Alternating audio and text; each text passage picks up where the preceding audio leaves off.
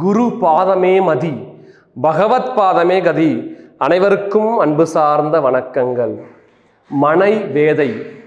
ஒருத்தருடைய வீட்டுக்கு நம்ம போகும்போது அதில் சுற்றி இருக்கக்கூடிய நாற்புறமும் நம்ம என்ன பண்ணும், வாட்ச் பண்ணுவோம். வாட்ச் பண்ணும்போது நான் அந்த வீட்டுக்கு பாசிட்டிவ் எனர்ஜி ரிசீவ் ஆகுதா இல்லை நெகட்டிவ் எனர்ஜி ரிசீவ் ஆகுதான்ற கண்டுபிடிச்சிடலாம். உதாரணமாக ஒரு மடம், துறவிகள் மடம் அமைச்சிருக்காங்கன்னா அதற்கு நாற்புறமும் 4 டைரக்ஷன்லுமே 200 அடி தூரத்தில் என்ன பண்ணுவோம், நம்ம வீடு இருந்தால் அந்த வீட்டுக்கு நெகட்டிவ் எனர்ஜி வருமா.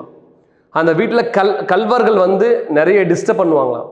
அப்புறம் மரண பயம் இருந்துகிட்டே இருக்குமா. அப்போது வீடு கட்டும் போதும் வீடு வாங்கும் போதும் நாம் கவனத்தில் கொள்ள வேண்டிய விஷயம் என்னன்னு பார்த்தீங்கன்னா, மடாதிபதிகள் துறவிகள் இருக்கும் மடங்களுக்கு அருகாமையில் 200 அடி கேப் இருந்த அப்புறம் வீடு கட்டினீங்கன்னா அந்த வீட்டில் இந்த மாதிரி துன்பங்கள் இருக்காது.